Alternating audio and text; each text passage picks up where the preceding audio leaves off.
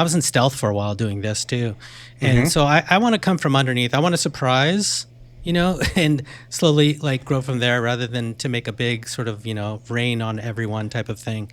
So that's a guerrilla type of approach, and to eat the roots, so to speak, to take the space is the goal. You are listening to the Go Earn Your Salt podcast, brought to you by Salty Electrolytes. On this podcast, your host, Riley Rogers, explores the stories of people who get after it, get things done, and earn their salt. You will hear from high achievers who discuss what makes them tick, how they got to where they are today, and where they're headed tomorrow. Perhaps this podcast will help you go earn your salt.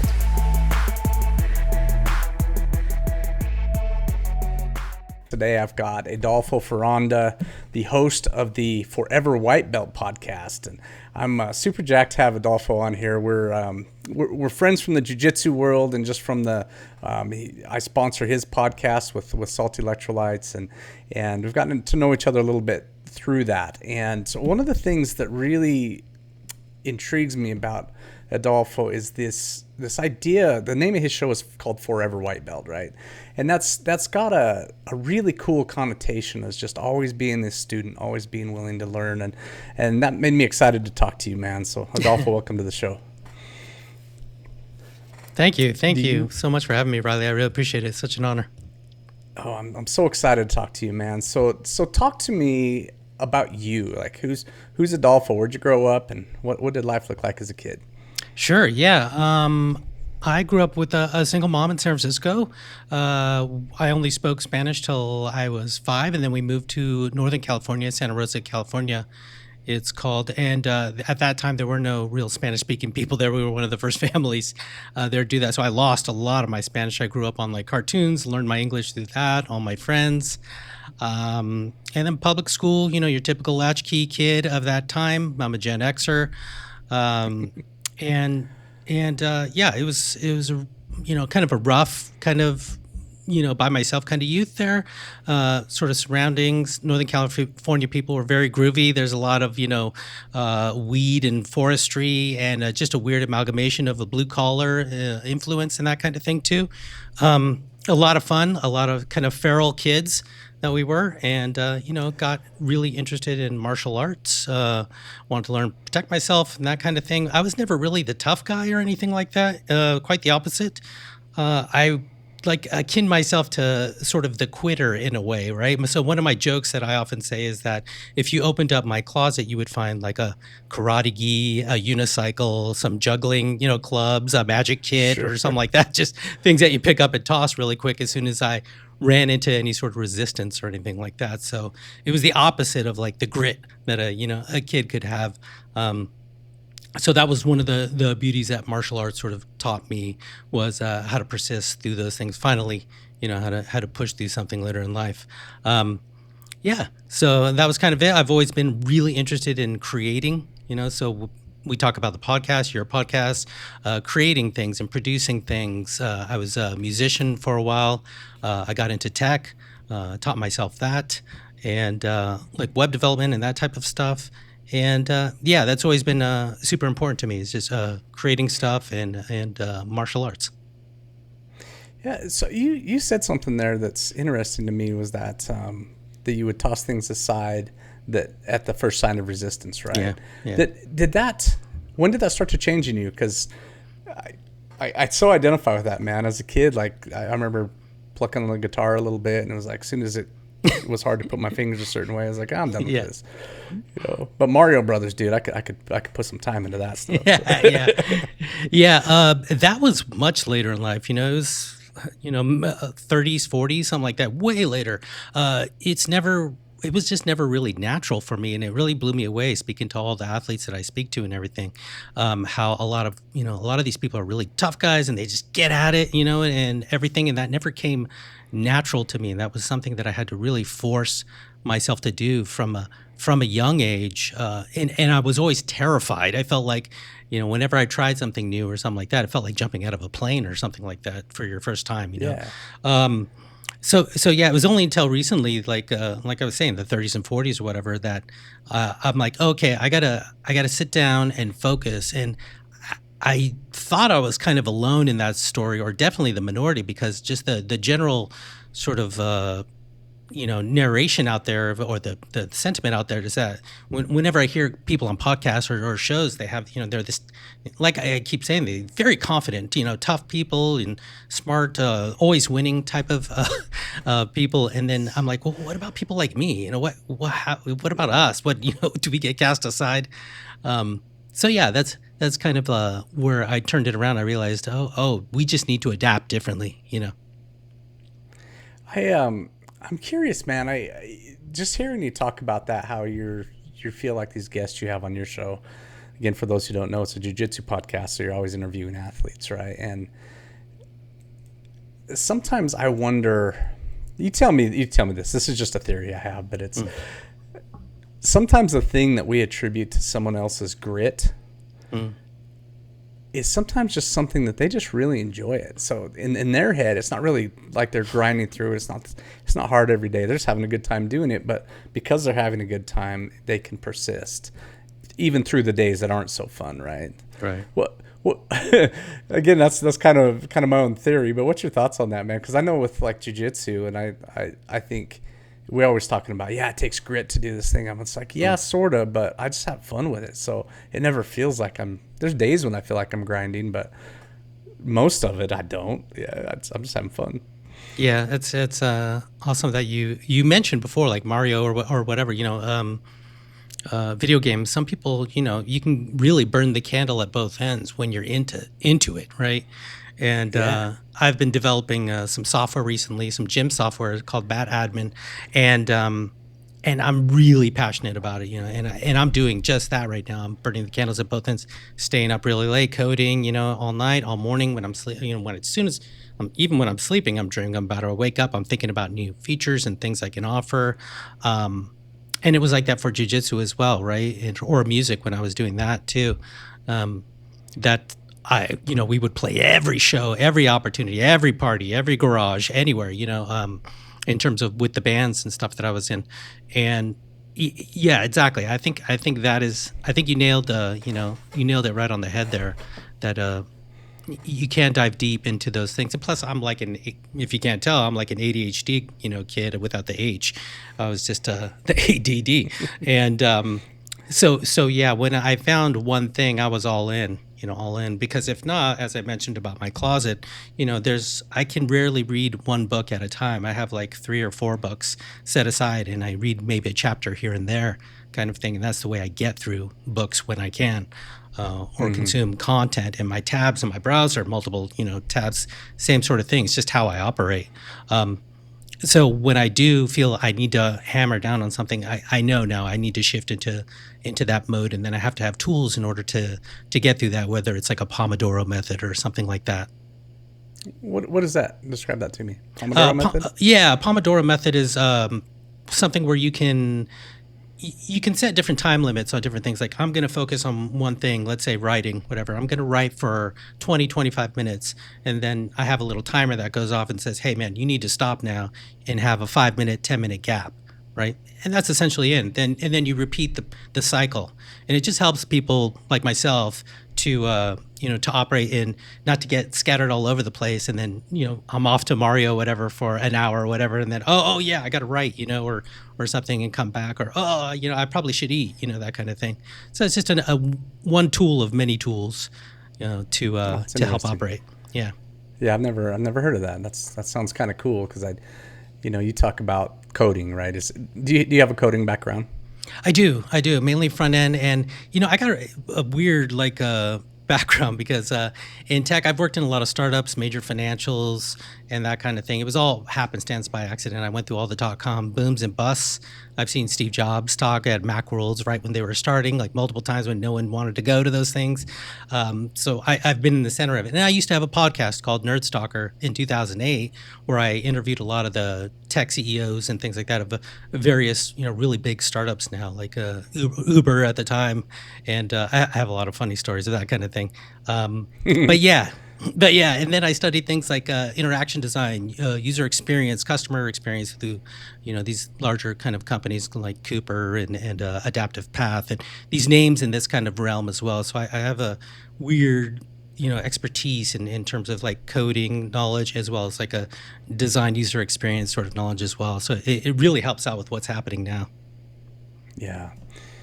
So do you, when you're in this mode, man, of you're in coding mode, right? And you're in product development in this new company. Tell us the name again, because it went by kind of fast. It was MatAdmin, like Mat administration. Yeah. So I should probably give some preface on what this thing is.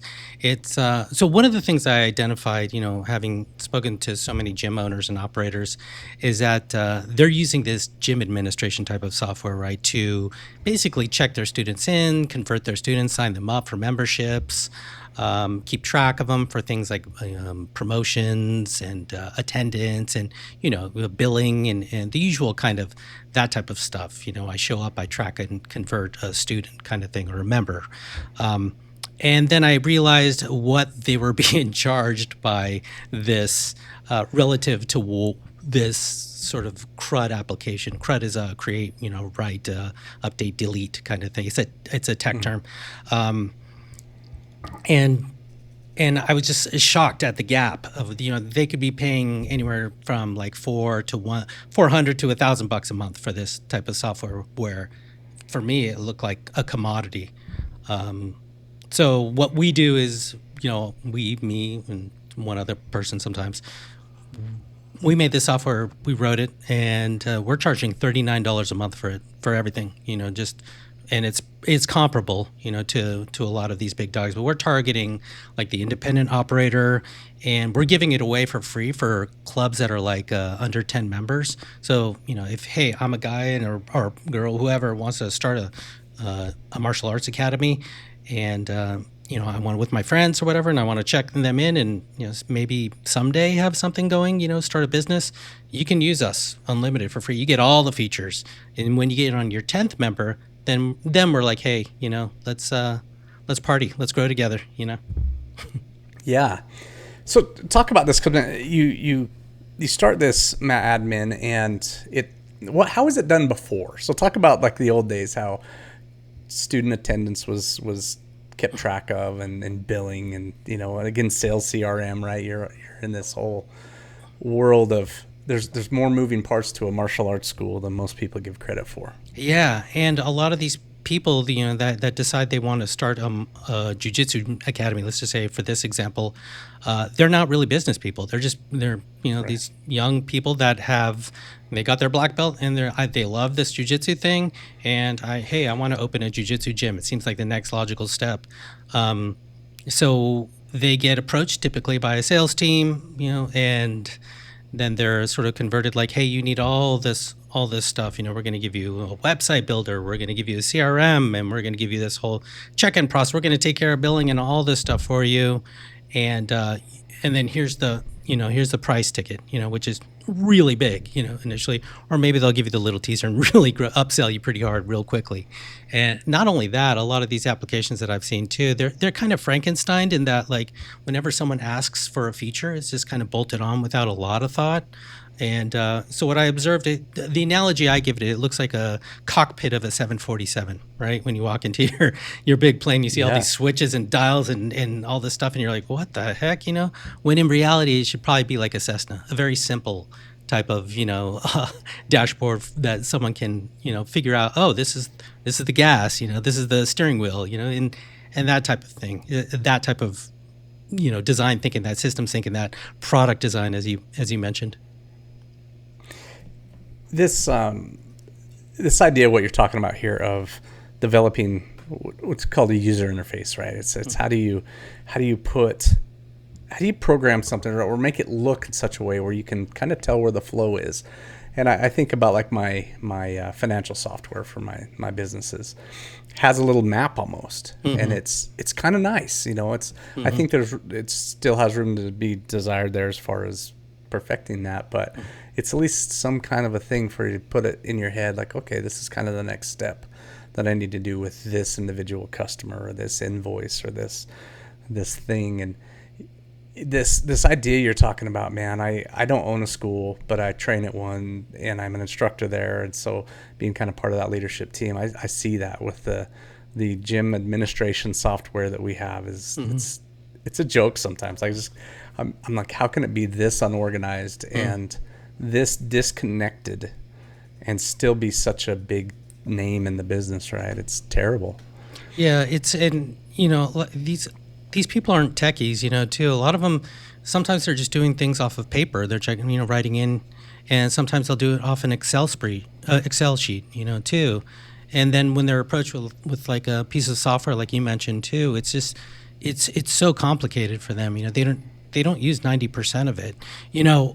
A lot of these companies like Walmart, Target, excuse me, when I was learning like my customer experience, and even online, there's this fantastic author, researcher named Luke Wroblewski, and what they do is like these heat maps in terms of like they would view like a form on a web page and see where a user's eyes go on that form, right? And yeah. So there's this notion of form design, first name, last name, credit card here, there. And they noticed that people were just putting these fields all over the place, like on this webpage. Oh, we need this, we need that. Oh, we need to capture this, and we need to capture that. And then you have this rapid drop off right early on because people have to scan, all the stuff. In reality, people's eyes want to go straight down linearly, right? And they don't. And there's also a threshold of how much information that someone wants to put in, hello, resumes, and all that stuff. But also, when you bring that into the physical world, when you look at like a Target and Walmart, what they would study is customer paths. As soon as they walk into the store, how they're walking, how they're being obstructed from purchasing certain things and finding certain things, right? So there's a whole science to all of this, both online and in the physical world. So these are things to consider, and a lot of people don't when they're creating these applications as a developer. I know developers, all we want to do is just code and add stuff on, right? Without the thought of the other perspective, what I mentioned there, right? That user experience, that customer experience too. And when you can get the two synergized, then you have things like Apple and these like, delightful, if you will, experiences. It's really interesting, man, when you do get a hold of a really well done app of any kind, computer program, whatever you call it, but and you go on there and you just kind of instantly know what to do because it was so well put together. It's like, I don't even have to, I know this feature should probably exist, so just where is it? No, there it is right there. It's got a logical flow to it. And I know that takes a lot of work, man. And so you're talking about these late nights, putting this kind of thing together. When you're going about this, talk about your process, because I don't know, there's areas of my expertise where I kind of know where to start. I know how to do it. But do you roadmap that first? Do you create some type of an outline? Do you create some type of a kind of a on paper sort of vision at the beginning? How do you go about that? Yeah, I did. So, I did a competitive analysis of what's out there, and where can I begin, right? Where can I begin was like, what are the fundamental needs that, and talking to gym owners too, initially too. And then I want to put out that minimum viable product, right? That MVP. And so I put out knowing it's going to be an ugly monster and it's going to need work. And it was, initially. And getting that feedback, I iterated. But then it becomes a challenge when you start onboarding, some pilots and things like that, because you're making changes, you're adding features also. So then, it's going to be increasingly challenging to make changes and add things too, without affecting the foundation or of what you're building upon. So there's a scaling challenge sometimes. Approaching it with an initial sort of concept is important, but know that there's no way around rebuilding and changing if you want the experience to be good and retention to be good, and the onboarding experience to be excellent as well. In my argument is that it should be, you should demand as much as you can out of all of that. We want like zero, little friction with this type of system that I'm building. There's no way around all this little stuff when we're talking about billing and attendance and stuff like that too. And deals, how it is with your business as well, that kind of thing. So yeah, you get a general idea, but the thing is to, like I mentioned, to study what and where people are going and to optimize for that and to think of that and to take away as much as you can. It's that whole artist aspect of just removal is the sculpting aspect, get rid of as much of that rock as you can so that you can end up with a beautiful final product. I heard a phrase one time along those lines where a guy said, He said he was a machinist, and he says we start out with a hunk of metal, and if we're making a brake pedal for a dirt bike, we just carve away everything that doesn't look like a brake pedal. There you go. Yeah, exactly. I like that example better. Yeah.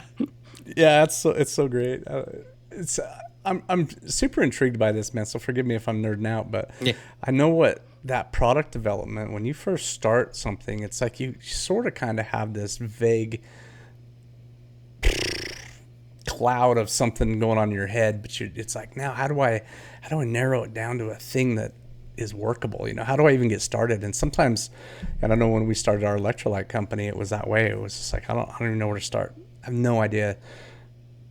I don't know how to have it manufactured. I don't know how to have it packaged. I don't know, just Yeah, unbelievable. I don't know how to develop a formula, how to make it taste good. I don't know anything. And so it was a clean slate. And Amazing. I think you probably came into this a little less naive than I did, but there was still some of that there, I imagine, huh? Yeah, for sure, because I'm not a gym owner, right? So I've worked very closely with one, and I talk to them constantly, and I ask them details about their business. Excuse me. But yeah. So a lot of it is that removal process of, did I add too much? Did I not add enough, kind of thing. With you and your business, man, I can't imagine. When people are ingesting something, the consideration that you have to have as well, and your marketing and your packaging and your just awareness, brand awareness, and that kind of thing. When the challenge is there, distribution now is like the important thing, because there's just a flood of applications, and I know what I'm up against. I know there's a ton of gym administration software out there, and so I'm trying to be as niche as possible. I talk about my demographic and my target, as I mentioned before. It's the solo person that's just starting a thing right now, small, medium size. So that's really important. Also is knowing, targeting your audience and whittling it down as much as possible, I feel. And then you go from there, and then you try to optimize, and then you start looking at perhaps, growth and other opportunities, and, stumbling through the process again. You just said the word niche like 3 times in a row to bring some focus on that word, man. So when you're talking about niching down your customer to this, who exactly you service, can you expand on that a little bit more? Because I'm a huge fan of, I think companies make big mistakes when they go into some venture and they want to reach everyone, and so then their message gets so diluted that it never seems to apply to a specific person, and so they just fade out into nowhere, right? What's your thoughts on that? Yeah, I was talking to another, because I'm also now like a newish official sort of jiu-jitsu instructor, right? And what I've realized in speaking with all these different instructors is that they're all sort of, the way I look at it, is different products themselves. And so, like, I'm just going to use just rando names. Joe is sort of the funny, humorous instructor that I like, right? And Jane is the more authoritarian, I want that experience, that military experience, and that yes sensei, no sensei experience. And, the whole gamut, right? The whole spectrum between that as well. And what you don't want to be, I feel, is the person that is trying to appeal to all of those. Because as you mentioned, then you're not going to appeal to anyone, or you're going to be sort of a vanilla type of product, right? So that's why I'm so at this current juncture in my philosophy of it is I feel that it's really, really important to drill down into what is your what is your why, and who's your tribe, so to speak. Yeah.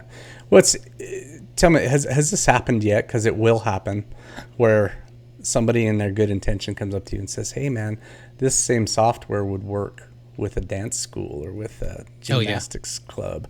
Yeah. Yeah. Because technically you could modify it to be that, right? Yeah. But and I may or may not be looking at that, but I know better than to tackle that type of thing immediately. Yeah. And yes, you're correct. There are those voices in your ear that says, "Hey man, you should go left and right and up and down." And And as I mentioned before, with my ADD and my lack of focus and thing, and my final self-awareness that I need to stay focused and drill down on certain things very deeply, that I know better now, right? So hopefully some of you will know better now too, not to divert too much. Sometimes it's fun to indulge those type of interests in that type of thing, but remember how important the in design and tech, we have something called the happy path is. And so remember your happy path, right? And you gave this example earlier where you said people like to go a certain way, to purchase a certain thing or something like that, whether it's online or in person in life. And we often talk about that in software development. Like, we see people, what gets them from point A to conversion, right? Point B to actually buying the thing. And the easiest way is what we call the happy path, right? The optimal way. And that's through a lot of experimentation. So what you don't want is to go over here, oh, wait, is this a yoga thing? Or, oh, wait, is this a judo thing? Or, or what, So, start with your focus. If you're going to do that type of thing, then, good luck to you. And it's going to take a lot of thought, that kind of thing. But yeah, you're right. Distraction happens, and you will hear lots of voices in your ear, and try to stay focused, essentially, is what I would advise. Yeah. Because I'll tell you, I have a literal place that I record some of those ideas, right? Because there may be a time at another point in the future where some of that starts to make sense, right? Yeah. But folks don't see the amount of time and the energy and the effort and the money that can go into developing a new product, or even the same product, just to modify it to fit another customer. So I'll give you an example, Adolfo. I've got my other company is a mobile oil change company. I have trucks that drive out and change oil and do maintenance work on company vehicles, right? Yeah. But we narrowed down who our customer was, and when we first started, I thought, I'll just any car or truck, I'll change the oil on. What became pretty apparent to me after a couple of years in business, that there were certain ones that, man, we were really geared to fit, and that was commercial light duty cars and trucks, right? Box vans, that sort of a thing. But it wasn't semi trucks, it wasn't bulldozers and off-road equipment, and it wasn't personal vehicles. They all have kind of a different need, and we were really set up nicely the way we designed the company for these commercial light duty cars and trucks. And we fit those people so well that we finally at one point just started telling anyone else no. And it was hard to do, man. It was hard to have this person call my company, which meant they found me through my marketing dollars, but then to tell them no, it's like, yeah, I paid for you to call me, but we're switching here, man. We're gonna niche down. Yeah, it's so interesting when I hear about these people sort of firing their customers, so to speak. And I think that's a classic example of that, where you found your 80-20, right? You found that sweet spot there. And yeah, I think I'm like trying to do the same thing with like targeting these solo gym owners and these people that are struggling to just be their own plumber, their own PR people, their own marketing people, and try to keep this whole business sort of running. You mentioned that you're an instructor at the gym you train at, and so you've been adjacent to the things that happen within the running of the business part, right? So sure, you're a technician. Just because I don't know, how long have you been a black belt?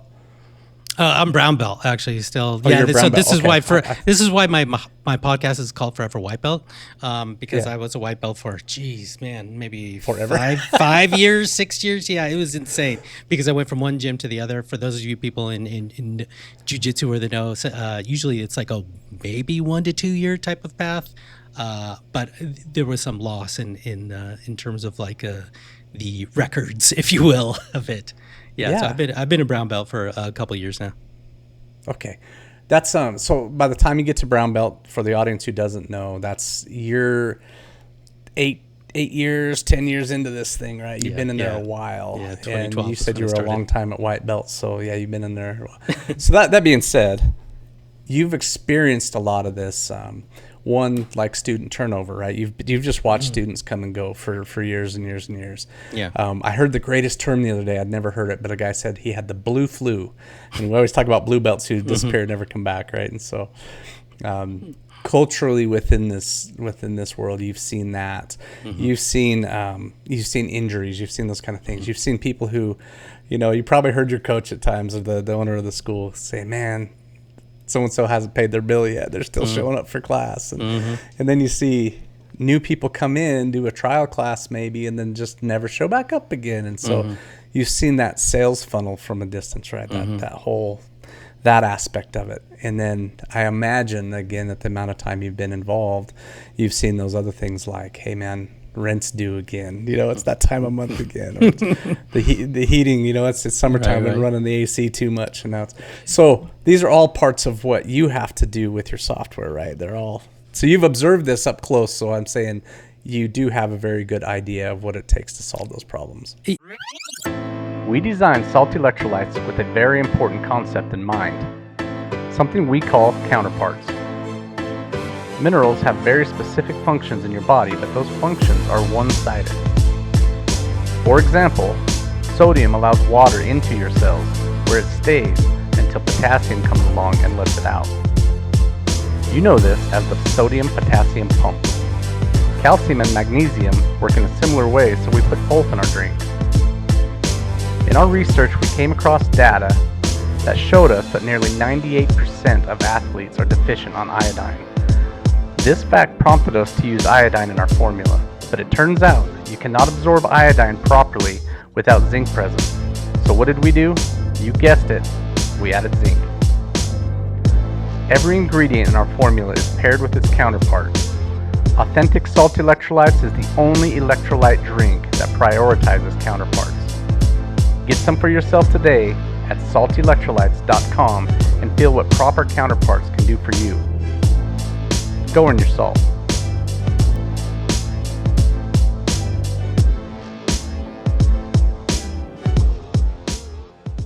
Yes, and you nailed it, on the head. These are the observations that I make. I see these people struggling for things like, as you mentioned, to pay their garbage bill, or to remember to renew their business license and their insurance, and all these things, let alone just, doing jiu-jitsu or teaching someone martial arts or whatever it may be.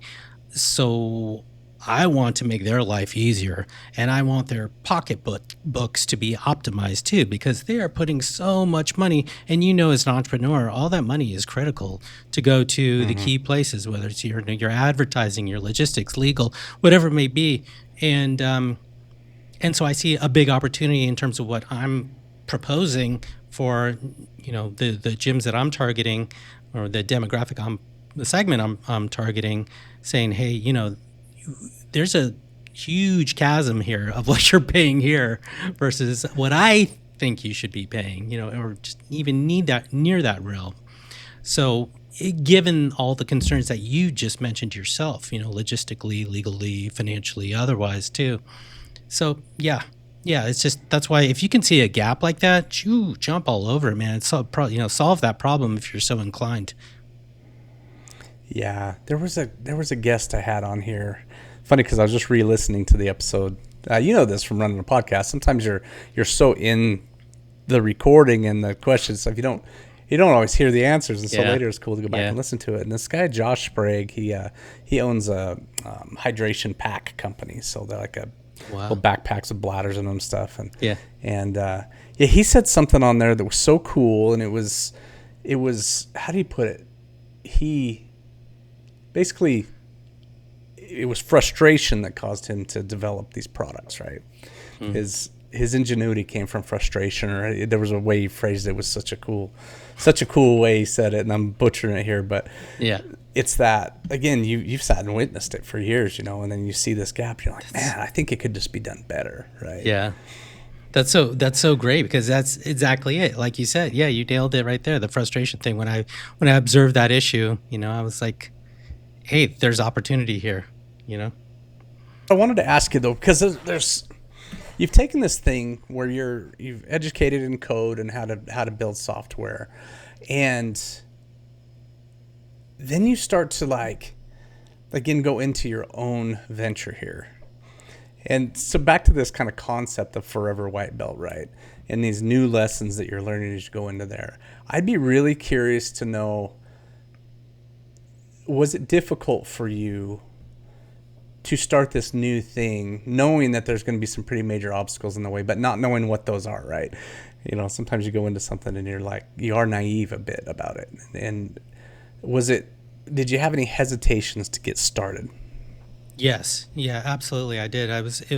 I gave earlier that analogy of when it feels like jumping out of a plane. It was sort of like that. And initially it was, for me, it was an exploration of like, I'd walked away from tech for a while because I was just burnt out on it. But then, like a lot of people, I've been excited about this new AI, you know, or not, I shouldn't say new, but like this pervasive AI usage now. And I want to dive deep into it because it struck my fancy. Being someone with always had a tech proclivity, I was like, this, it piqued my interest, right? And so I'm like, I'm going to tiptoe into this and just build some MVPs, a little thing, and goof around with stuff. And MatAdmin was one of those things. I initially was like, let's see how far I can kind of take this.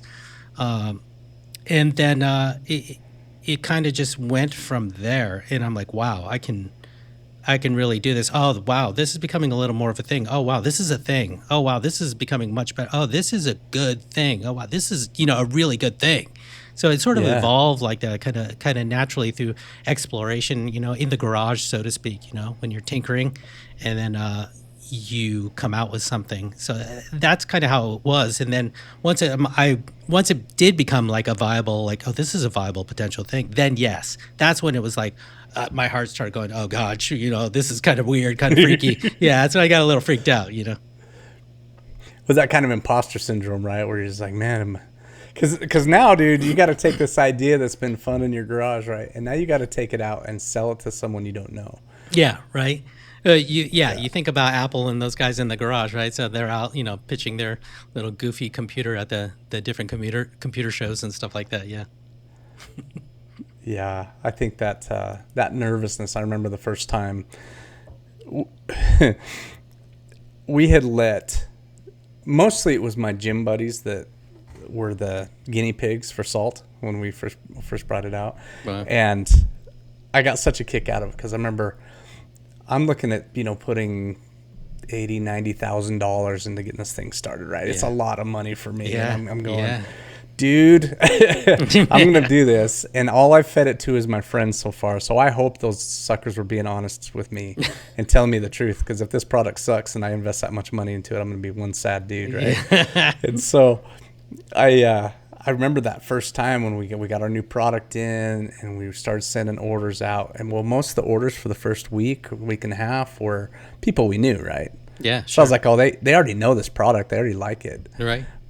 We turned that bro sales. That's what we called it. Yeah. These are bro sales. But what happens when it goes to someone who doesn't know us? And I remember the first one of those. I still remember that when that came through, and I shipped this box of salt out to someone. I have no idea who they are. They're in another state. And I'm like, oh, crap, I hope this is good. And I remember that feeling of all this time and all this money I just put into this. This is the moment of truth right here. And I imagine you're kind of right in that phase right now, right? Yeah. And I've got new to releasing this thing. Man, I've got a million questions for you regarding that kind of thing, but we'll save that for my podcast when I interview you. But yes, yeah. So we recently got our first real paying customers. Now I'm not talking like a pilot customer. And yeah, I wanted to just be the weirdo who emails that gym every day and says, "Hey, how's it going? What are you doing? How's it looking?" And I remember going out for like a little celebratory dinner, hey, I got one paying customer. And how great that feels to make that first buck, that feeling, that's and that validation, right? Too, regardless if they stay or not, because we have our policy is like, hey, you can leave whenever you want. We're not going to trap you. Oddly enough, side story here, a lot of this type of gym administration, they trap your data. So your members and students, they'll charge you like $1,000, $2,000 fee for just getting your data out of their systems to get like an Excel file of like their names and informations if you want to import it into a different system. Because that's a service that we provide for free. It's like, hey, if you're coming from somewhere else, we'll import all your stuff from that particular service. And we won't charge you for that versus, just your monthly fee is what what it is. And those guys, that's how they get you too. And a lot of it too is it's that kind of practice, and a lot of these academy owners are already sort of up to here with that kind of thing. But I digress. Yes, I was happy when I made that first conversion. So yeah, and I hope there's more to come. First bro sale. Yeah. Do you or not bro sale? I guess I should. Yeah, at that point, yeah. Bro sale, right? Yeah. No, it's a big thing when you were having you mentioned people kind of testing this thing for you, right? Yeah. And I imagine the school you train at was probably one of those that was sort of messing with it. I don't know. Maybe it's in the jiu-jitsu world, we get fairly well connected, but the having them test it, I told you with salt, we had people testing it, and I had to pound them. I'm like, if this does not taste good, you have to tell me. I have to get this right. And right. I did have a few people who I quit trusting because I didn't feel like they were telling me the truth. And I needed those people. It was too big of an investment to not get truth back, And so I remember kind of like, the next test batch, I'm not going to have you on the panel because I feel like you're just being nice to me. Yeah. And, it was those people who would hurt my feelings that I learned to value the most. And so that principle of having people around you who will tell you what you need to hear, even though it hurts. Right. Did you have that going on? Yeah. But, that and what I really love to hear are like, well, where is the X? Where is the Y? And then that's where you identify the gaps, too. I'm like, this is gold. And when you have multiple people saying, because you have to take the information that's coming to you with a grain of salt, so to speak. And for me, it's like a Venn diagram. And once I get that feedback and they start overlapping with each other, that stuff in the middle is gold, right? And you're saying, oh, okay, this is an item that multiple people have confirmed on just happenstance by chance, and I can grow on that. So yeah, it's that type of thing when they can experiment with your product and give you feedback and ask questions. They're genuine curiosity. I try not to tell people or guide people at all when I'm asking for feedback. I'm like, hey, can you this is sort of the goal, right? Can you just go about it and try to, get to that? And then when the questions I get back and that kind of thing. But it takes a certain kind of person and, like you said, a bro or something like that in order to do that, because that can be high effort and there's friction involved too, right?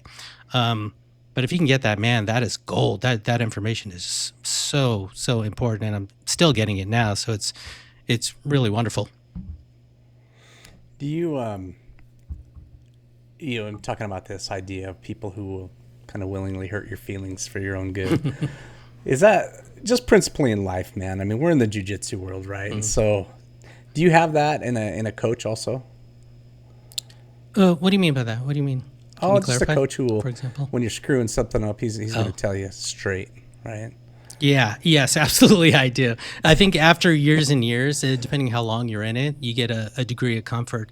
But I do believe when you're beginning, that I like to use the the white gloves or the soft gloves, so to speak. The people that I favor are the people like myself that came into the thing not in shape, really intimidated, not particularly super athletic, is not going to win a majority of the time, right? And so I like the sort of the outsiders, the outcasts, the people standing in the back, the shy people, the people that aren't so great at making eye contact and that kind of thing. I just gravitate to those people. Us, we're the weirdos, right?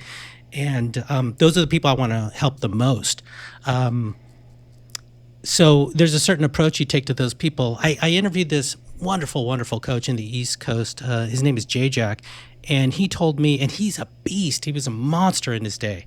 And he told me, yeah, Adolfo, I can get these D1 athletes coming in, these wrestlers. That's an incredible athlete, right?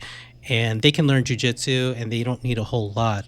He's like, but they don't need jiu-jitsu as much as the person that I was describing, right? Who comes through the door, and then you can make them into, what we call a monster, right? Versus that athlete who comes in as a monster, right?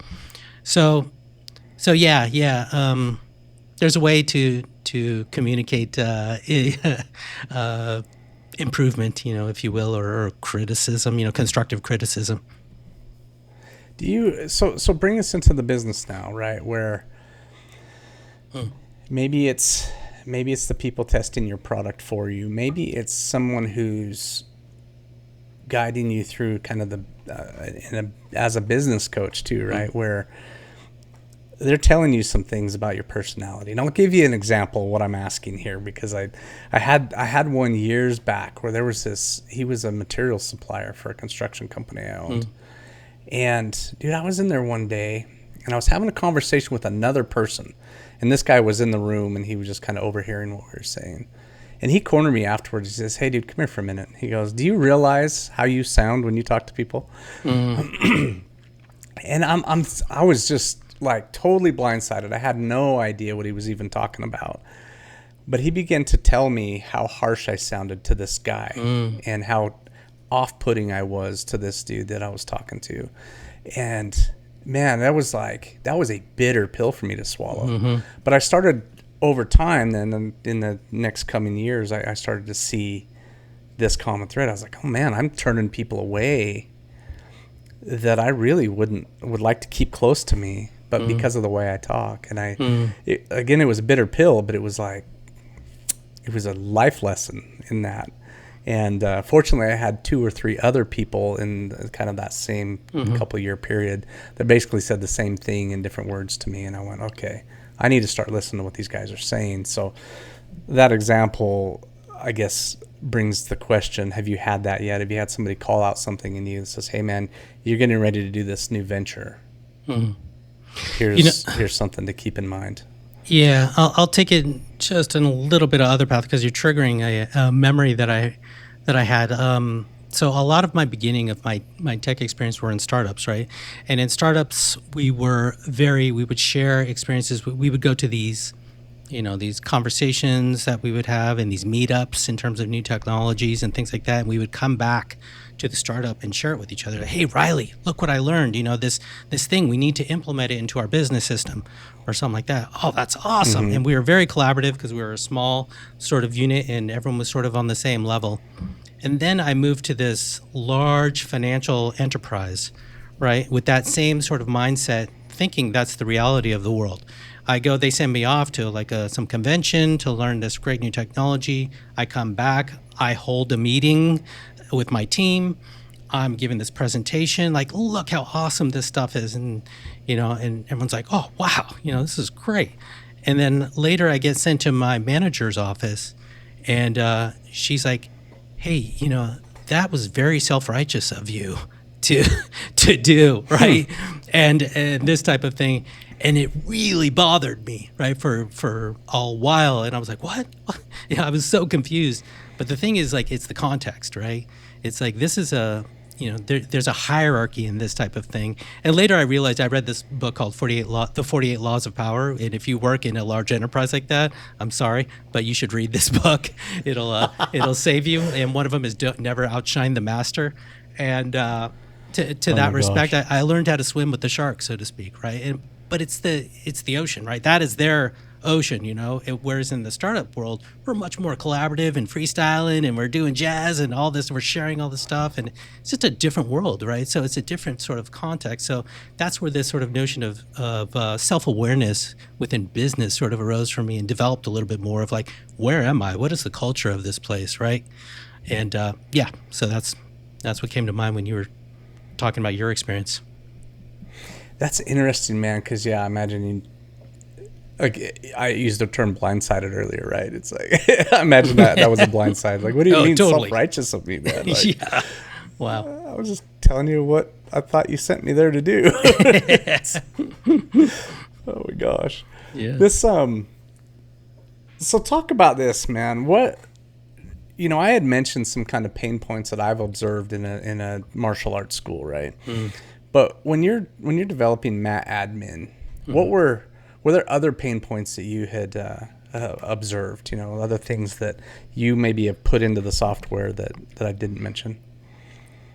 Well, something that we're working on, and one big gap that I'm seeing in a lot of these schools and themes, and it's a difficult thing to translate into a product, is instructor development, coach development, because it's a very human thing, and it's something I almost never see in these martial arts schools, and even in business sometimes, in small businesses, your leader development, your executive development, your manager development. I've seen people just been promoted to management just because they've been in a place, for X amount of years.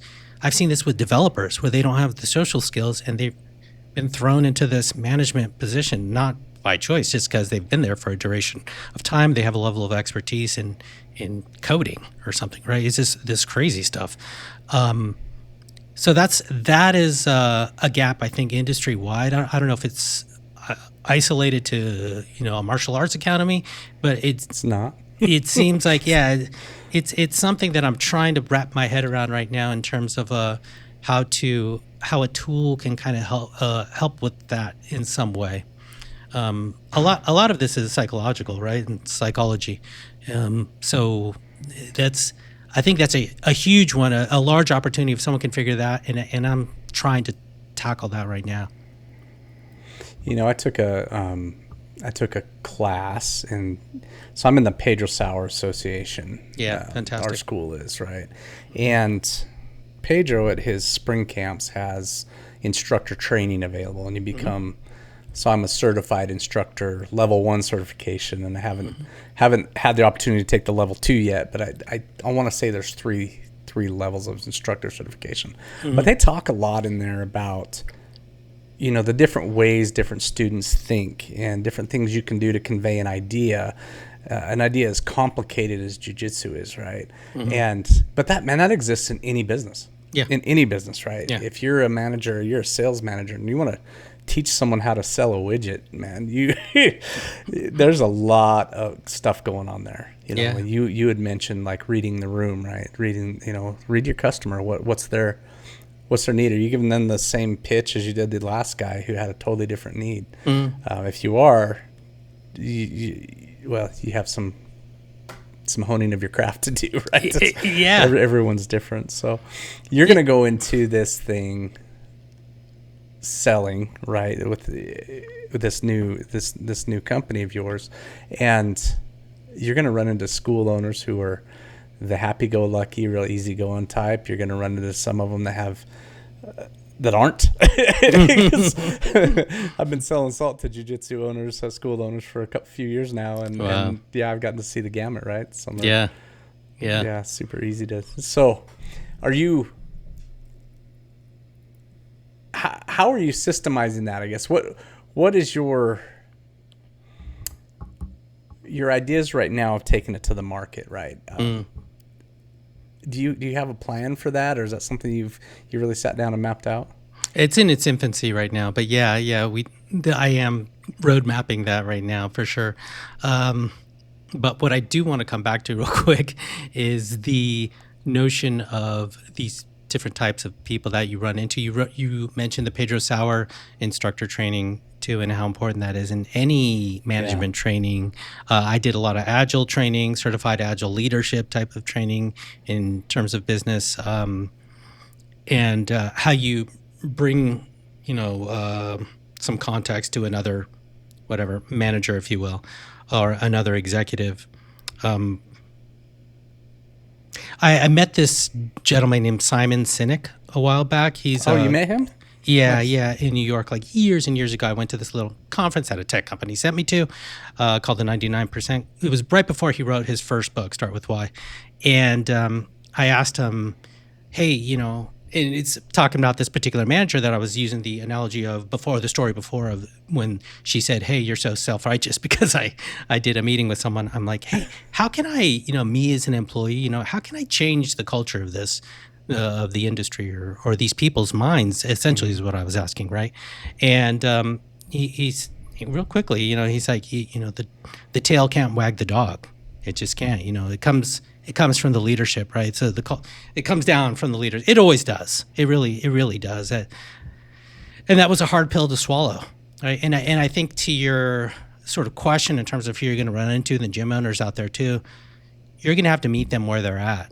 They're going to be, as you mentioned, they're going to be difficult. They're going to be welcoming. They're going to be, unorganized. They're going to be organized. They're going to be cheap. They're going to maybe not be cheap. They're going to maybe overspend or whatever it may be. So yeah, that's an art into itself.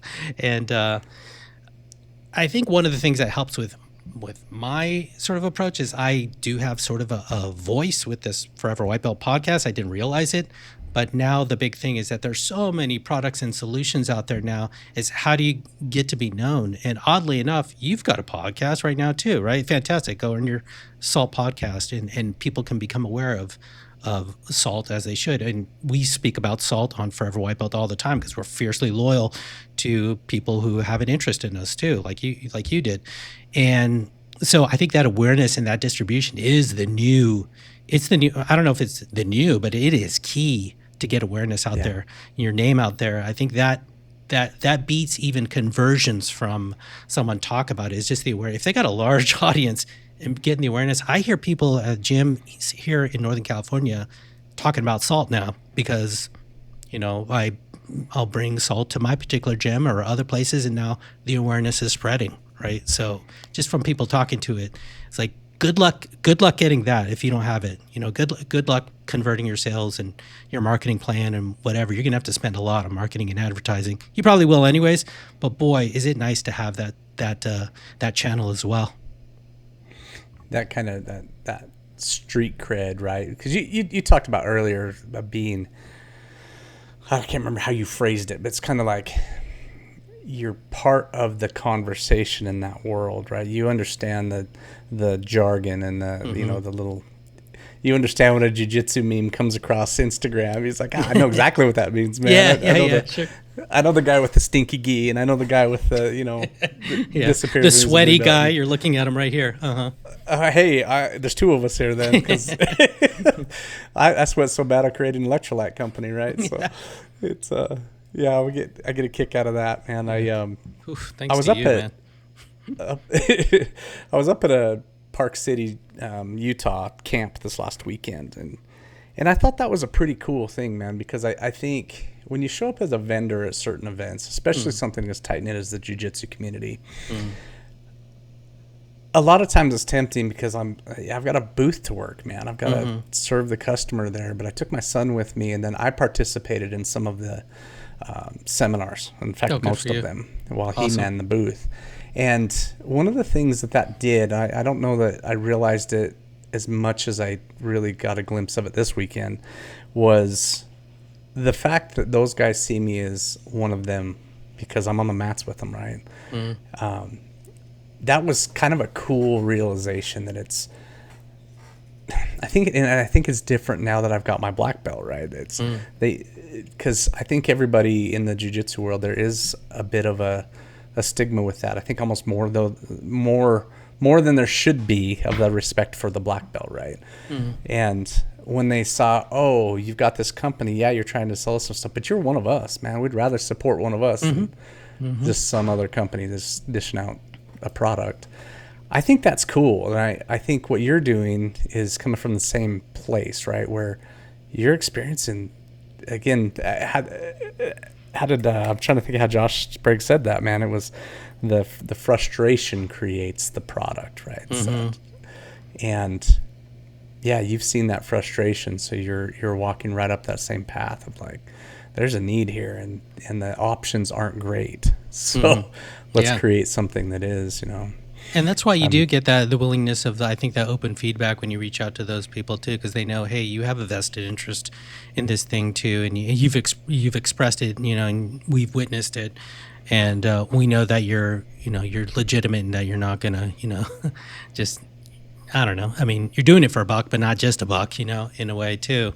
Yeah. You're trying to genuinely solve a need, a pain point, right? Yeah. And this thing you're doing, man, I'm so excited about it, just genuinely, because I'm in a school, and like I said, I get to see those pain points, and I get those inside conversations with the owner, and I'm just like, man, good solutions to this crap would be really, really warranted. And they have software and they have some stuff, but it's, like I said before, it's lacking in Yeah. a lot of areas. It's 10,000 hours is a steep mountain to climb to become a master, especially when the task at hand puts a relentless demand on your body. There is nothing casual about this sport. It's all in, all effort, all focus. It takes a lot from you, but the reward is unmatched. Mastery of oneself, an acute understanding of your weaknesses with an explosive sense of your strengths. Being able to complete the climb to mastery requires the proper nutrition. This is why it's important to take in a potent blend of electrolytes that is in tune with your output and brings strength to your goals. This potent blend is only found in salt electrolytes. Salt targets your depleted electrolyte levels with a boost of hydration and health. It gives your body the baseline recovery it needs.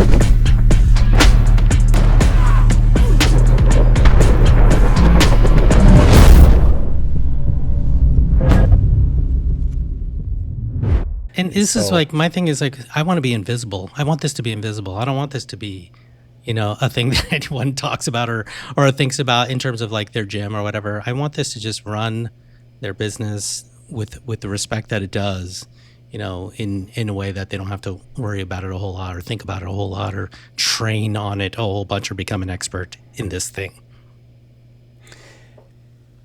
Dude, what you just said there, you want it to be invisible.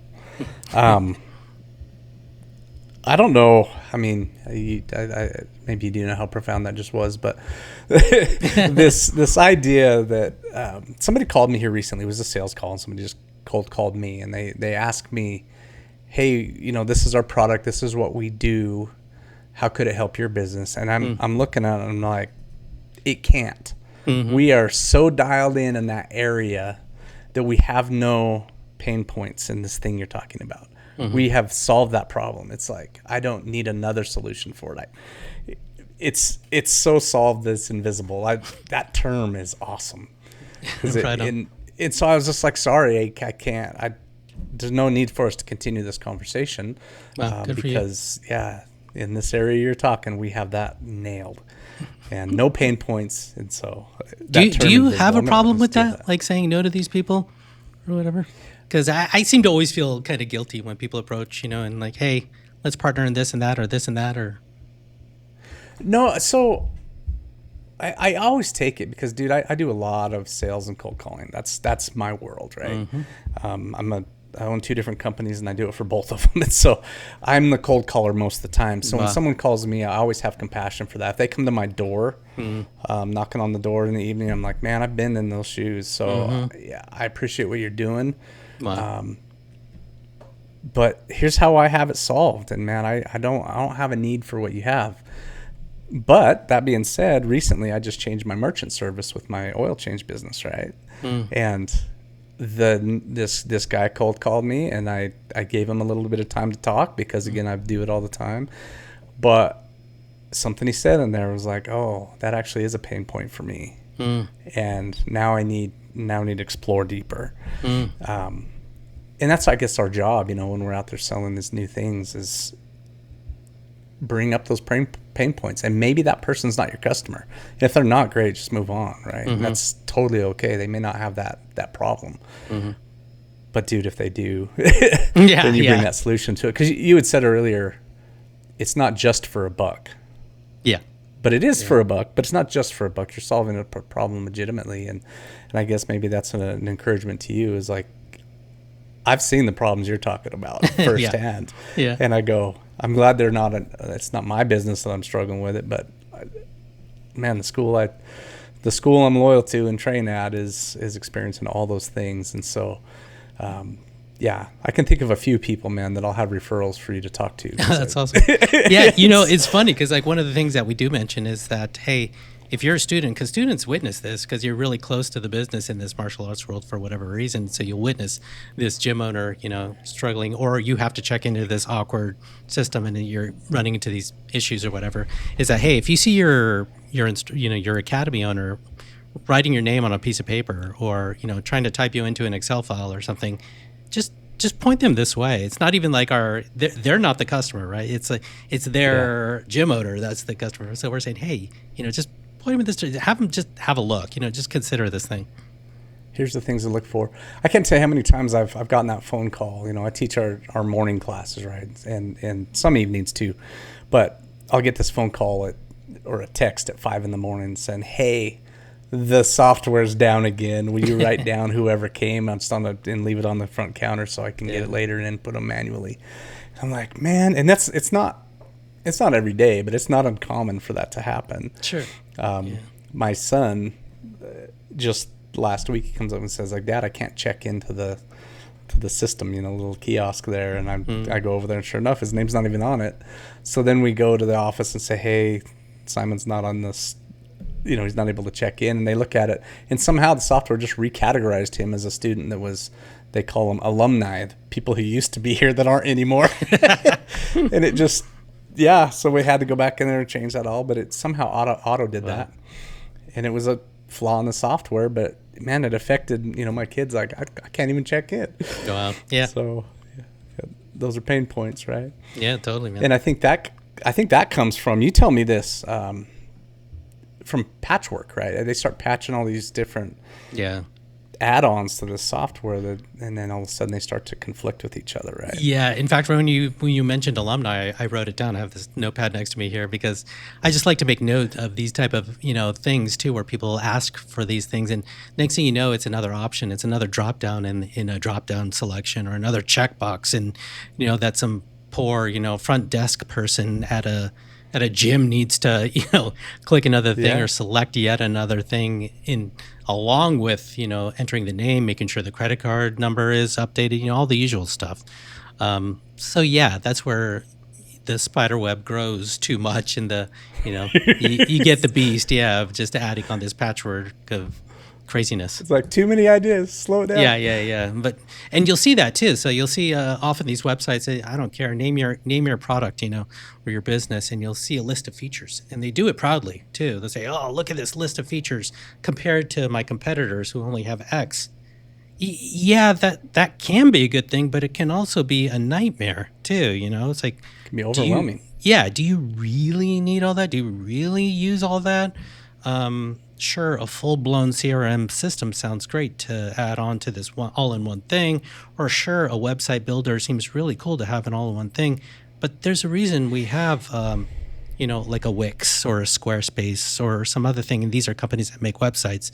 There's a reason we have these standalone products that are best in breed for whatever they may do, or Salesforce, whatever it may be, right, for CRM, instead of an all-in-one sort of thing, because back to our conversation about not being something for everyone, because then you dilute yourself and you become this vanilla nothingness. That's that's where it goes, and I've seen that over and over again in this type of space. And you should think about your particular business and your particular product as well. Yeah, I think so. Like, and that's any sector, right? Yeah. Every sector needs to have that ideal customer. They have to have the guardrails of where they start to say no to things. And if you don't, it's a mistake. It's a mistake. When too much is indeed too much. Yeah, that's it. So tell me this, dude. Time to market, right, is a question I had for you, because I know for Salt, I thought the major thing was going to be product development.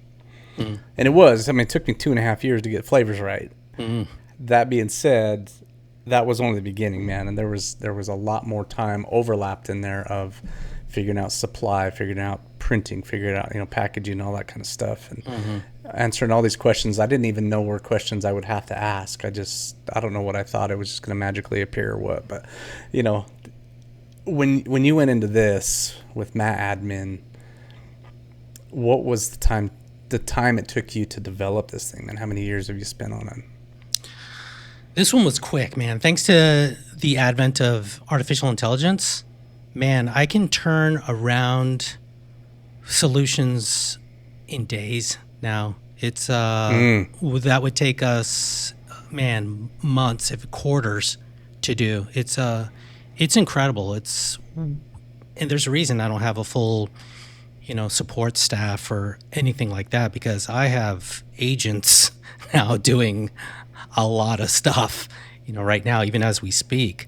It's, it's debugging, it's troubleshooting, it's testing, it's releasing type of things. And so that's why I've reached pretty much parity with what I want in terms of with the competition at the cost that I can do. Now, you can apply that also to sales as well in terms of outreach and things like that. And then things get even more interesting, right? So it's rapidly shrunk that to, like, I'm talking weeks, maybe a month or something like that now that you can do. Now, keep in mind, I have a tech background, right? So I happen to have that luxury of understanding a scaffolding, if you will, right? How to build the building from foundation to, painting the exterior, so to speak. So it makes that process way easier. There's less fumbling for me to this learning process. Where I'm weaker is, I think, in the marketing and sales aspect that your strength, relies to. So that's I think a more time consuming thing. But in terms of like building out and rollout, man, I can roll out thing in a feature in a couple days, right? Or in a day if someone asks me. Incredible, man. Yeah, it's insane. It's insane. And I've had a couple other gym owners say, "Hey, what about this? What about Y?" And I'm like, "Oh, okay, I'll have that in 2 days, maybe a day." And it happens, and it's insane what I've witnessed. That's impressive, man. Because I'll tell you, in my lube business, 17 years ago we started it, right? And it became very apparent to me that I had to have some type of a software to track these vehicles we were working on.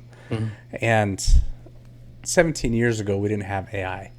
Mm-hmm. There was plenty of coding to be done, but it wasn't anything like what you're talking about. And so I had to sit and learn the language and learn how to make the program, basically code in algorithms into an existing program, right? Mm-hmm. And then I did it in one, and then we ended up later needing to have some more capability with other people being able to use, get into the account and use it. And the software I started with couldn't do that. It just wasn't even capable.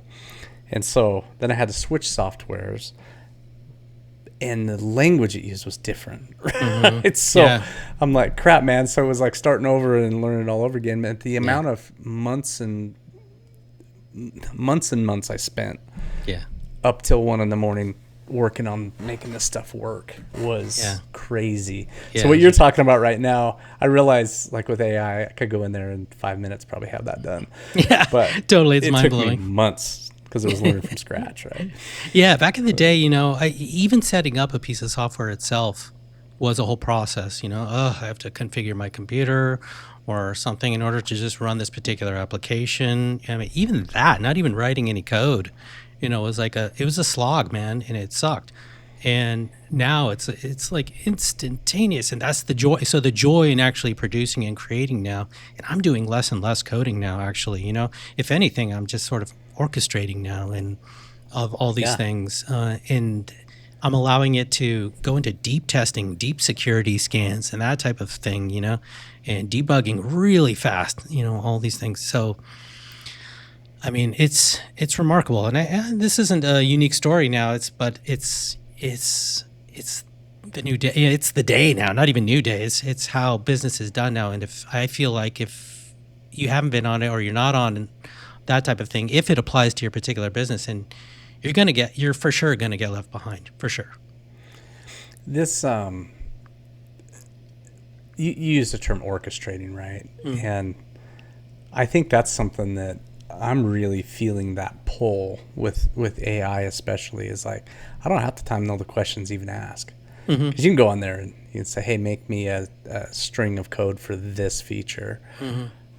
But man, you don't ask that question right. The answer you're going to get some kind of, it's not what you really thought you were going to get, right? So how did you, I imagine it just helped having a tech background. Yeah. But what's the learning curve been like for you?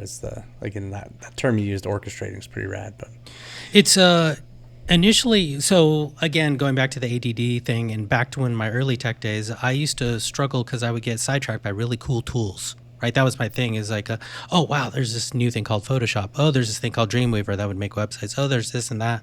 Oh, these filters, that I can make my pictures really crazy with. And so I would get sidetracked by these really cool new like tools, right? The tooling itself. And that's here now with AI as well. There are all these different skills and things like that you can get sidetracked on really quickly because they're fun, exciting, and you hear all these different voices saying to do it this way and that way. And so you can go all over the place like a pinball machine. So again, if you have that ability to focus and decide on one thing, I highly recommend sticking with it and going through that process until it may or may not work for you. Now, in terms of prompting, what you're asking, when you talk about in terms of asking the questions, I'm not just using one service. I'm using 2 different services, and I'm having them sort of battle it out with each other in terms of when I ask a question or something like that. Hey, is this the right question? How to help me flesh out this idea? Okay, well, here's a plan. Okay, let's check it with this particular service. This service reviews that. Oh, okay, let's feed it back to this guy. And so I have a sort of a rotation where they go back and forth, and we're talking about expert level, review of whatever it may be, planning, whatever it may be, your marketing plan, tech deployment, or something like that. And it refines itself down, and I have it do it a number of times. I have itself give it, a number on a scale to 0 to 5 or something like that. And we don't release until we hit a 5, right? So it could iterate. So I'm just giving you a really quick high-level sort of example here.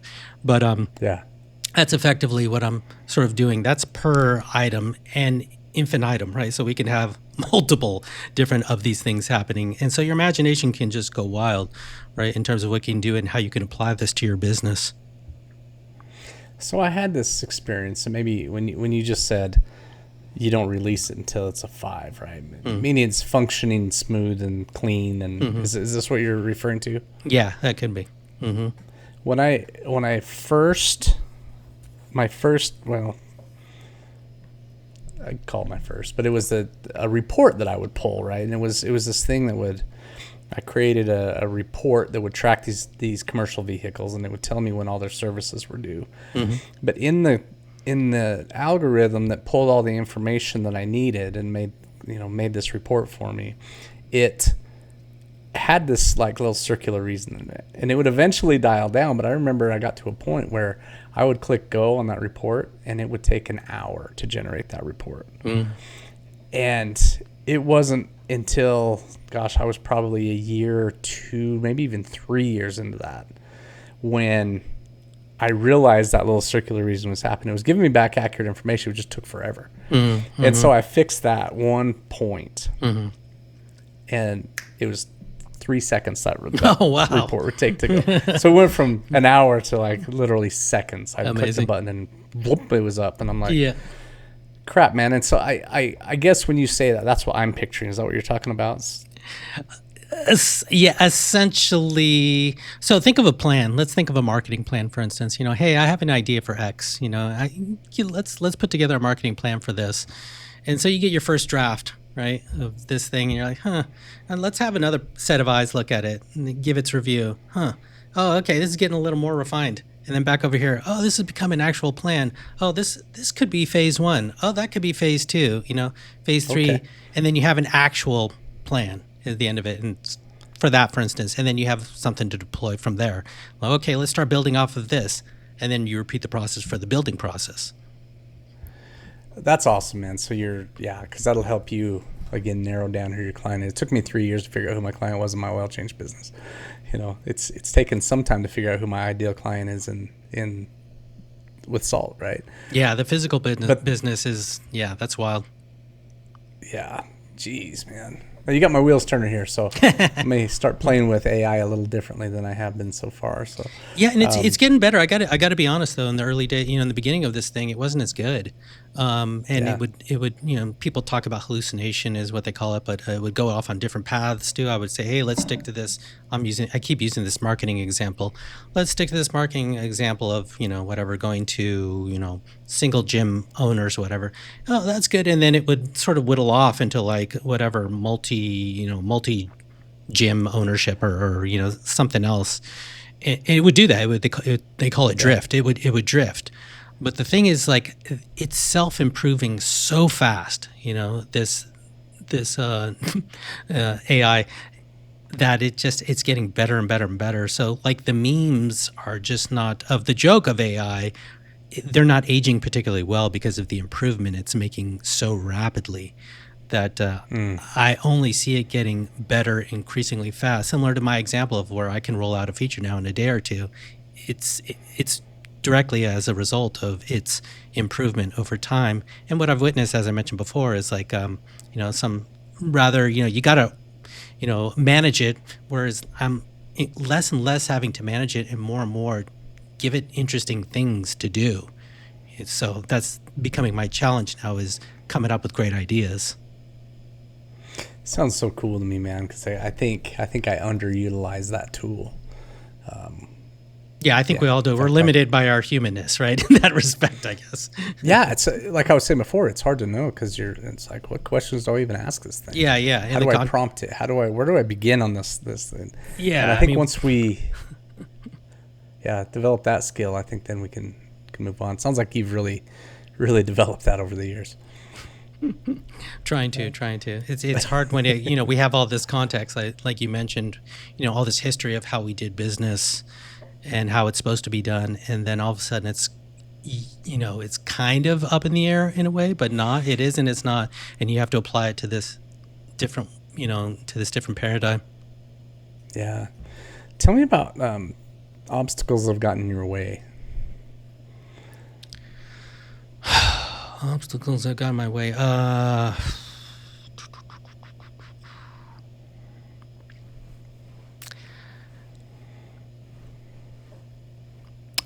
There's just logistics. I need more computers, I'm realizing, rather than just this one laptop that I'm working on or something too. So things I just didn't really consider. I thought I'd be able to, as an old developer, I used to be able to just sit here and code and things go to the cloud. When so much work is happening on one particular device, you quickly learn, hey, I need something else to work autonomously. I need a different device, that kind of thing.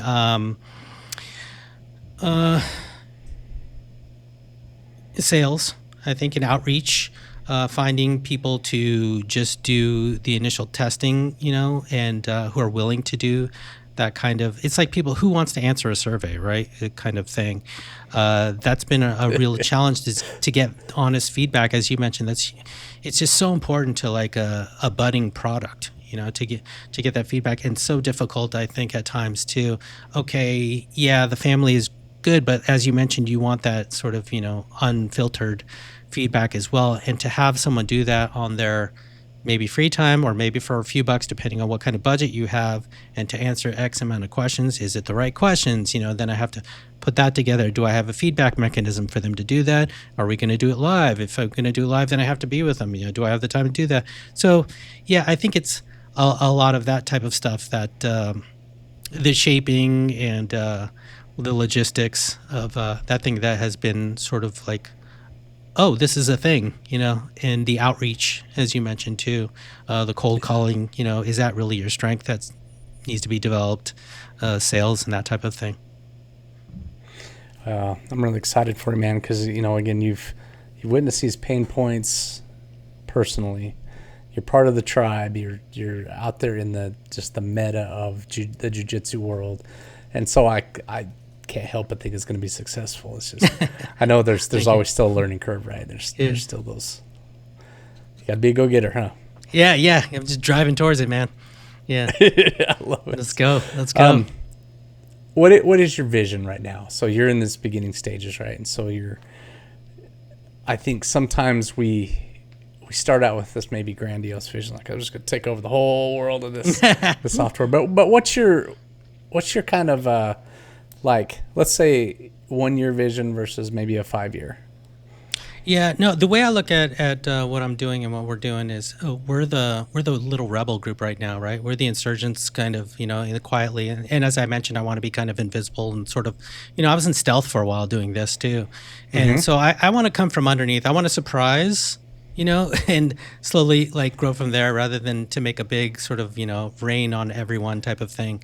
So that's a guerrilla type of approach, and to eat the roots, so to speak, to take the space is the goal. Where, as I mentioned, the targets that we're identifying, like I said, the solo entrepreneur, the struggling individual who wants to just start a business that I have tremendous empathy for, and their pocketbooks. That's it. And I want to attack that space pretty aggressively, and in a kind of quiet kind of way, but also not because we're just getting better and better and better. As I mentioned before, we're iterating fast, and that's it. I'm excited, man. Yeah, it's fun. That's such a cool thing, dude. I genuinely am excited for you because I've got this entrepreneur part of my brain just sitting there going, "This is so freaking cool that you developed this thing." And again, I've seen the problems, so I know exactly what you're trying to put together here. And I think it was just last week, and I was listening to something you'd put out, and I was like, "Holy crap, this is a new thing! Like, I can't wait to talk about this now." And I was going to have a whole different conversation with you, but this is exciting. Well, hopefully, exciting we can have more conversations. Man. Yeah, no, we should. Listen, tell me this, man. This is called the Go Earn Your Salt podcast. And if you've ever listened to one of these episodes, this question comes up to everybody. But when you hear the term "Go Earn Your Salt," what does it mean to you? Well, for me, it's as I keep focusing on in terms of especially if you're someone who with attention issues and you're easily diverted, that type of thing, is to identify your passion, if you can, or passions, and just gnaw on that sucker like a dog on a bone, and focus and go and drill down until you're beyond happy and you're beyond uncomfortable, and you just keep pushing through because what's on the other side of that door is usually really amazing, and a learning experience and something you can take in life. So it's to push forward, continue on, focus, don't lose that focus, keep driving, take one step forward all the time, keep going. And that's it for me. Drive forward and kick ass. I love it, man. Adolfo, outside of we've talked jiu-jitsu, but outside of jiu-jitsu, what's your favorite pastime? All right, you sweaty buggers. That liquid dripping off your forehead and down your back contains minerals that are critical for high performance. If you don't put those minerals back, you're not going to perform well. This is where salty electrolytes comes in. Salt contains 6 electrolyte minerals plus a touch of iodine to help you replenish after a hard workout. Salt is the only electrolyte supplement to pair every mineral with its counterpart, giving you the most robust mineral profile on the market, period. Head over to goearnyoursalt.com today to get some for yourself. Use the code GOEARNYOURSALT to get 15% off your first order. And now, my friends, go earn your salt.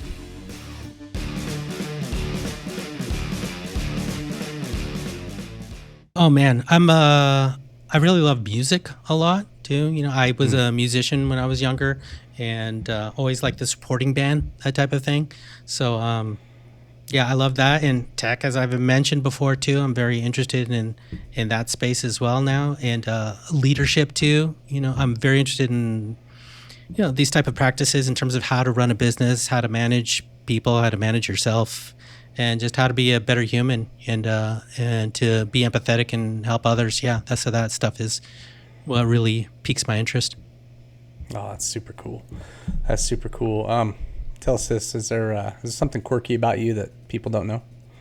Ooh, quirky about me.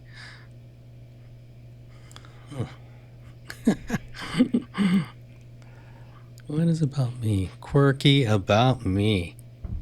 I'm sure everyone has something that I don't. My language is humor. So even though I may come very straight sort of laced here or not, man, I am always, I drive my coach crazy because I am not that, formal type of guy. It's the one place where I could cut loose, right? In the corporate industry, we have to be a certain way, or I was in a Fortune 500 type of company, and even startups to a degree, right? It was a lot more looser, but man, I like cracking a lot of jokes and humor, and sometimes not so, polite kind of stuff. Yeah, if you will. A little less than politically correct. Yeah, better. You said it than me. Do you talk trash when you grapple?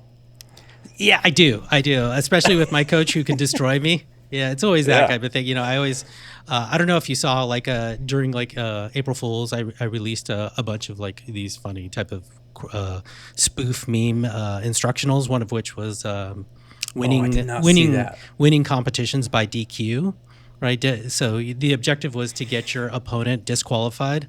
That type of thing. So whenever I roll with my instructor, I'm always trying to get him disqualified. I like it doing these IBJJF not legal moves, and so I could win and that kind of thing. So yeah, I do that. I do talk trash with people that I'm really, really close with. The more I talk trash with you, the closer we are.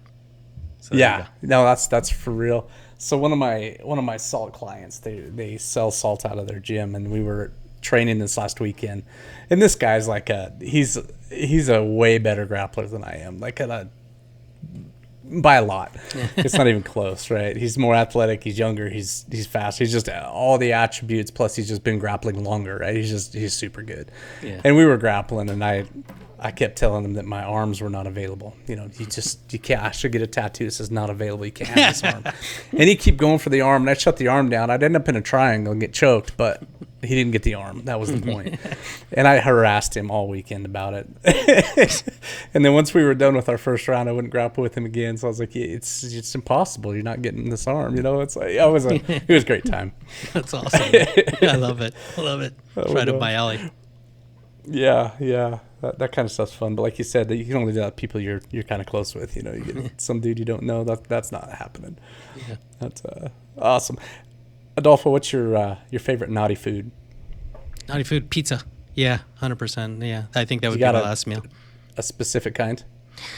I'm good with both. This will be heresy to a lot of people, but man, I like those thick pizzas as well. But I love that New York style flat pizza too. That you see in New York and otherwise, that nice crusty thin one. But man, a nice thick, cheesy pizza. That's really you're from your favorite pizza place, and I'm sure you all have. You know how good that is. Come on, what are we talking about here? I know it. I'm so with you. It's hard for me to resist pizza. Yeah. There's some of them I can resist. And cookies. I love cookies. Yeah. Cookies are pretty good. Do you have a nickname? I have so many because my name is so different. Adolfo, it's a 3-syllable name. There's not a whole lot of those around. And as a kid, my mom would take me to Disneyland, and I would look through the license plates with the names of John and Mike, and thinking that someday I'll see it. Come on, what are we doing here? Yeah. So my spam mail, actual mail that comes here, it's always crazy stuff. It's Fernando, Alfonso. It's anything but Adolfo. You can go on and on. So people would call me Fonz. They would call, all kinds of just crazy stuff. So yeah, my name in itself is a nickname pretty much. Yeah. So you're talking about those license plates. I remember because my name when I was a kid was super uncommon. Yeah, that's right. One other Riley growing up. Yeah, no way. That wasn't a name back. Yeah. Yeah, so I could never find those license plates either. I was always a little bitter about it. Yeah, exactly. Good on us. Oh my gosh. Jennifer, she could get them every time. All day. My wife too, Jessica. Yeah. Oh yeah, Jessica. That's I love it, man. So what's in your life, what do you think has been the most valuable learning experience? Whew, man. Gosh, I think it's empathy has been the thing lately. I think what I see is my 20s and coming up as a teen and 20s. It's all about you, right? And your spectrum of view, as it should be, is really the tunnel of view is much smaller because you're focused on your own growth, right? So your personal growth, financial. I need to get my own place. I need to move out of my house. I need to get my car. It's me. And then later in life, you have a kid and things that viewpoint starts expanding. I need to worry about my kid. I need to worry about my mom and dad, or everything else, whatever, the other things in life, the people around me, my neighbors, and then all of a sudden you're looking at everyone else almost except yourself. And so that's that's been a really big one for me, is just having a lot of empathy for others and just sort of meeting them where they're at. I know it's cliche as that sounds, just trying to put in perspective of like, where's this person coming from, and maybe they're having a bad day, maybe they're having a great day, and just to keep those things in mind. Whereas I maybe would take lesser consideration in the past in my youth for those type of things. Yeah, I think that's been it. It's been huge. That's good stuff, man. That he said, finding people where they're at, because sometimes we get to see that up close and personal in jiu-jitsu, right? We see that guy who comes in from a rough day at work. You can just tell he's off, and it's easier sometimes to go, you know what? I'm not going to push that dude too hard tonight because homie's having a rough one. Yeah, totally, man. I've had that's pretty cool. Or like I mentioned advice. before, like the kid who doesn't. He doesn't make eye contact a whole lot. He kind of keeps to himself. He's, maybe not the most in shape and can't do like as much as others. I think that's where like, the opacity of life sort of clears up, right? The window becomes much clearer, and you're like, oh, wow, I need to take everyone into consideration. This one as well, especially. Yeah. I had that experience just the other night, right? We have this young man in our class, and he's one of those that he's a little on the autistic spectrum. One of my favorite students because he learns fast. Yeah. In the jiu-jitsu world, it blows my mind. But he's also one of the most unassuming guys. If you saw him just walking around, he's not making eye contact. He's super gentle spirited. Just he's got this. I have a soft spot for him, right? Totally. But I also am his coach, and so I need to challenge him. And one of the things that happened, you just talk about finding people where they are, is we were going around the class after the teaching session, right? And I was saying, hey guys, what's something you're taking away from the day that you didn't know when you walked in the room today? And when I got to him, I realized like this is going to be really outside of his comfort zone to answer this question in front of everyone. Right. And so where I had just put a bunch of pressure on one guy, it's like, hey, I want you to pick something, man. There's something in there that you pulled out of here that was new. When I got to Jimmy, I'm thinking I probably should not put the pressure on this kid. I need to put some though. So I changed up, and it was one of those things where I said, hey, Jimmy, I'm going to ask you this question in a minute. So start thinking now. I'm going to move on and get a couple more people first, but I'm coming back to you. And by the time I got back, man, he had an answer.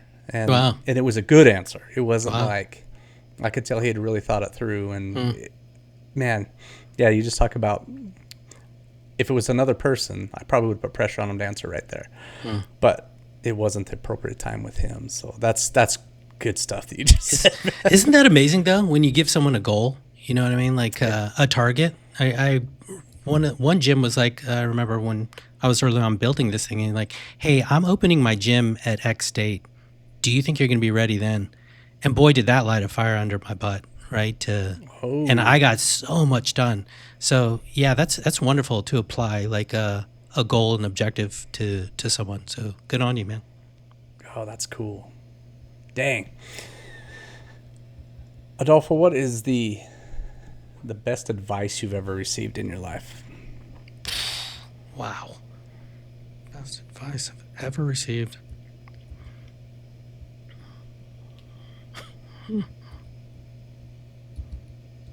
Man, that's a Here, I'll go first and that's give a you mind-blowing one. So, Please. Yeah, I remember, and I think I've even told it on this podcast, but there's the thing that stands out to me the most, and I was so pissed at my dad when he first said it to me.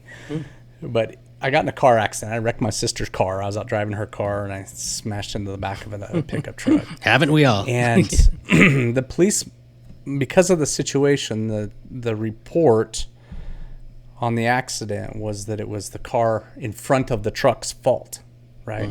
So me as a 15-year-old kid at the time was just like, well, it was his fault. But my dad kind of cornered me one day, and he says, it's always your fault. And I took that kind of harsh, and just like, oh, that's not what the police said. They said it was his fault. I was pretty upset with that. But as time went on, I started to get what he meant. And he didn't mean it's always your fault, like everything's your fault. He meant there was always some contribution you made to that situation that, had you not, could have potentially avoided it. That's what he was saying, right? And it was that realizations, that 15-year-old was like, yeah, I was kind of following that truck kind of close. And I was kind of drowsy. I'd been driving a long time, and it was a hot day, and I didn't have AC, and all this stuff starts to come to mind, and I start putting together 3 or 4 things. I was like, man, I did have a contribution there. And yes, the police report said it was that other guy's fault, but I had a part to play in it, so it's always my fault. That was, in life, has been some of the best advice I ever received, but it was some of the hardest to ever, to receive. Yeah. So thank you for that, because that gave me a moment to think about it and process this. So one really great piece of advice that I received was, I used to measure myself a lot by like what the negative things that people used to say, like you're never going to be X, or you're only going to amount to Y, and then that's what drove me. Right, is this I'm going to show them kind of thing. And that serves people for a long time. And that could be part of your arsenal. I don't know. That drives you. But what I found that it gets to a point where it's sort of like driving an engine really hard for a long time, right? And that there becomes a point where you need to move past that and sort of just improve for the sake of improving yourself. Again, I think of a conversation, again, I'm going to bring up Simon Sinek, where he mentioned he just left a Microsoft conference, and they gave him this little phone device that they were releasing at the time. And they were, and then he happened to be in a car with like an Apple executive, whatever. And he says, man, look at how great this thing, all these features and stuff too. And then the Apple executive looks at the phone and like, yeah, this is really wonderful, great. And then he just kind of, this is much better. It has way more features than us. Yeah, you're right, it does. And he handed it back to Simon. And then what Simon realized is that, where Microsoft's worried about the competition, all their metrics and everything was on Apple and all the things that they're doing, and we're going to beat them for features and this and that. Apple was playing a longer game where they're like, our target demographic is the educational space and these teachers and whatever. Right. And they were playing the long game, right? They were playing the infinite game is what he calls, right? And so it's sort of a similar aspect when I realized don't be driven by if it serves you to a point to be like, I'm going to show them. But then that really opened up the world to me when I realized, I can just improve for the sake of improving. And then magical things happen, right? And I meet incredible people like yourself or whatever, and have these great conversations. Oh, that's cool, man. In your world, who has influenced you the most? My mom, 100%. Yeah, she was a single mom I mentioned before. She barely spoke English. She didn't speak any English when she came to this country from Bolivia, South America. And she didn't drive. And she moved me out of a really rough neighborhood in San Francisco at that time. Really terrible neighborhood. And moved us like an hour north to this little safe suburb, into this tiny little apartment, where she would then take the public bus, all the way to San Francisco and back every day, which was like a 2-hour commute each way, right? Basically, because that sounds public miserable. bus, and she would have to walk. And back in the day, the women had to wear heels and nylons and skirts, and so it was double miserable. And she did that for 25 years or something like that, 20 years or whatever, every day. And then she would still come back, and she was just relentless, right? She was consistent.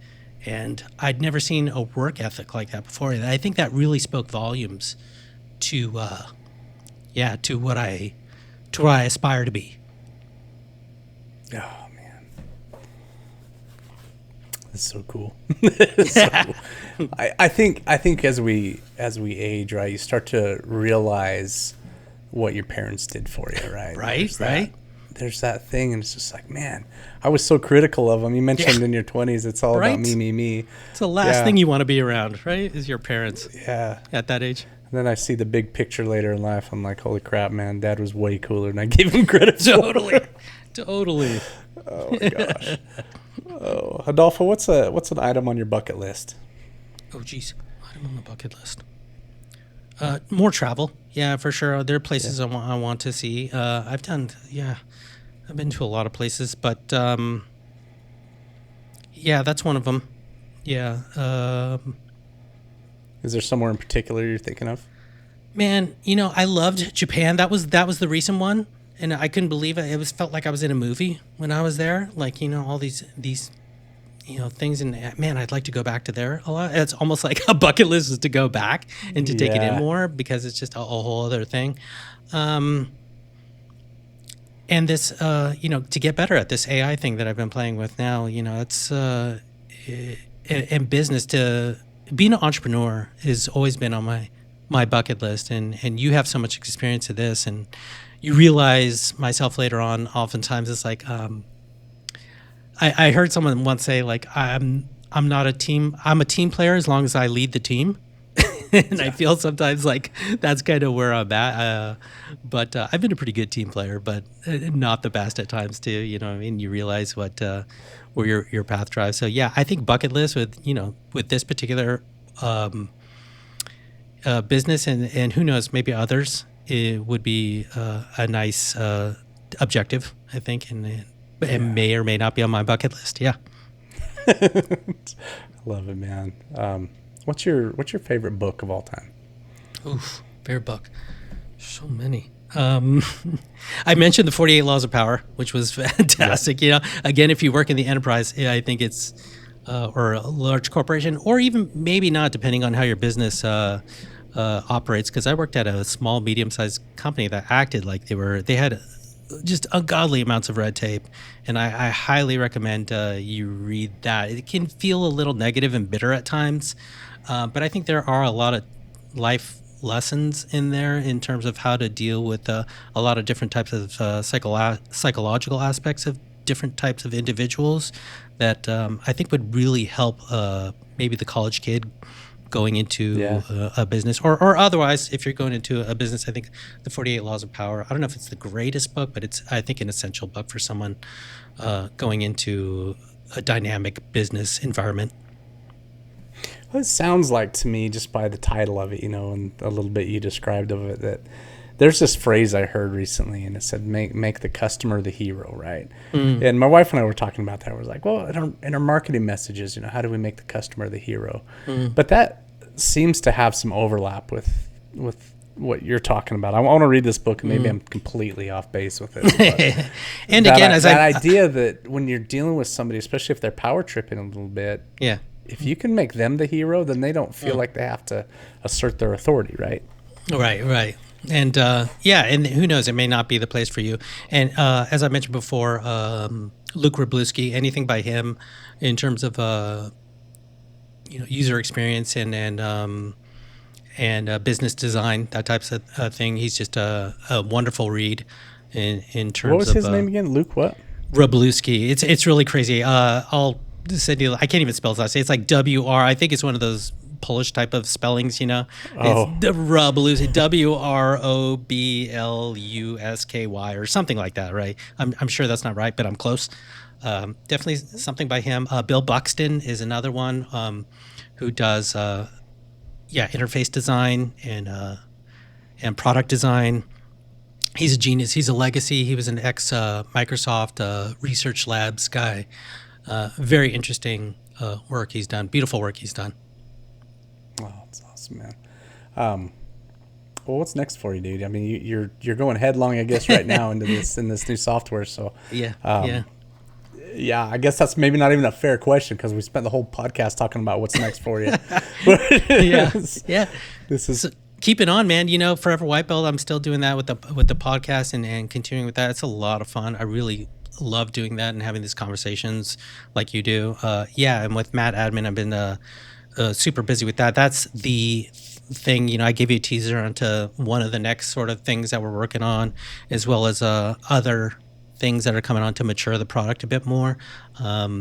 Marketing, advertising, sales, boning up on that type of stuff and attacking that will be the next deep dive, I feel. I'm really excited to watch where you go with that, because again, I just caught on last week and you had a post up, and man, I got so excited when I saw that. I was like, oh, this is going to be an easy podcast now, man. We got plenty to talk about. So love it. I love it. So where can you be found on the interwebs? Yeah. So Forever White Belt Show on Instagram, can show us. We're on all the platforms, the podcast Forever White Belt, YouTube, everywhere else. MatAdmin.app is the URL for MatAdmin. It's relatively new social. Get MatAdmin. You can get a hold of me by email, hello@matadmin.com. And yeah, that's it. Would love to get your feedback and have conversations with all of you. Oh, love it, man. Dude, I so appreciate the interview today. This has been, this whole entrepreneur time you're in right now has got me geeking out. So if that's probably coming across, but it's genuine, man. I'm excited for you. I think this is it's a cool venture you've gone on. The problems you're about to solve are vast. I will reach out to you. I know you're you've been through this many a time as an entrepreneur. So yeah. Oh my gosh, man. Yeah. Let's talk. But yeah, I think you're on the right track, and you've identified a major problem in the world, and you're creating a good solution for it. So congrats on that. Thank you, Riley. Adolfo, I appreciate you being on the show, man. And go on your salt, my friend. Thank you. All right. Hey, you've just finished up this episode, and I want to know, are you or someone you know a getting after it, go on your salt type of person? If so, message me directly on Instagram at the Go Earn Your Salt podcast, and perhaps we can have you on the show. Also, if you like this content, leave us a review, subscribe, and share with your friends. And perhaps this podcast can help you and them go earn your salt.